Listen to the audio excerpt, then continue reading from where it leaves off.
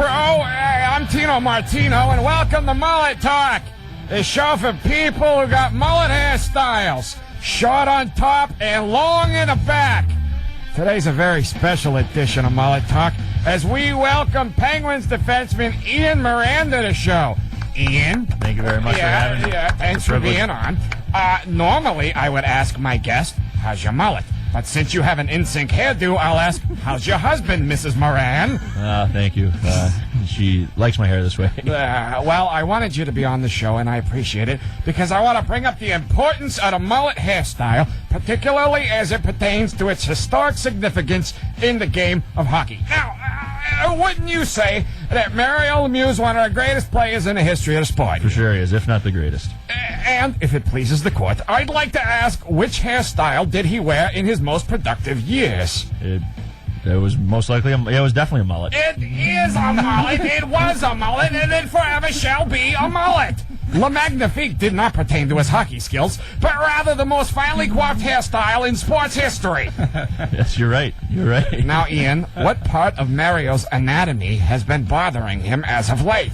It's been his back. That's right, his back. And isn't it true that his back started bothering him right about the same time he cut off his mullet? I'm not sure, but if you know the info, then yes. Yes, so it can be argued that the weight displacement of no longer having a mullet flap over number 66 placed undue stress on his spinal column, and in essence, removing his mullet stripped him not only of a certain level of coolness, but of the ballast it provided his back. The answer to Mario's ailing back is to regrow the mullet, correct? I think you're right. Furthermore, Ian, what hairstyle did Jaromir Jagr wear when he was at his best?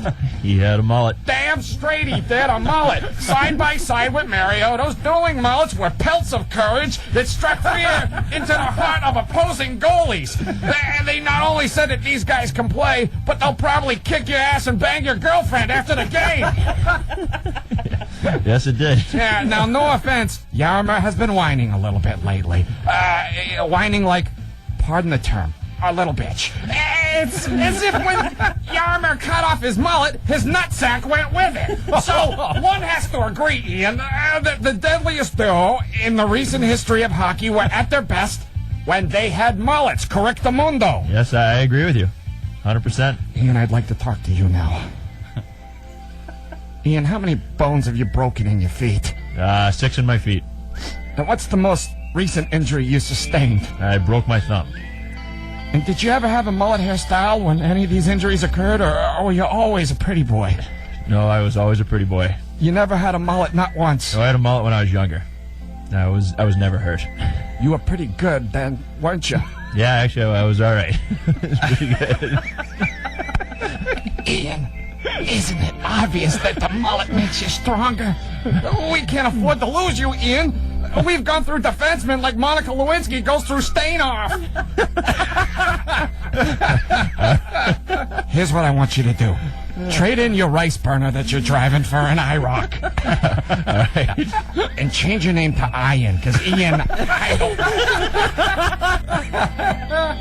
Okay. it leaves a little bit too much up in the air. You know what I'm saying?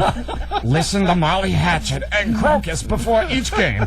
And before you go to bed each night, strap on a hockey helmet. Put in an 8-track of Eye of the Tiger and cut any hair that protrudes out of the top and the sides of the helmet, but never touch the back.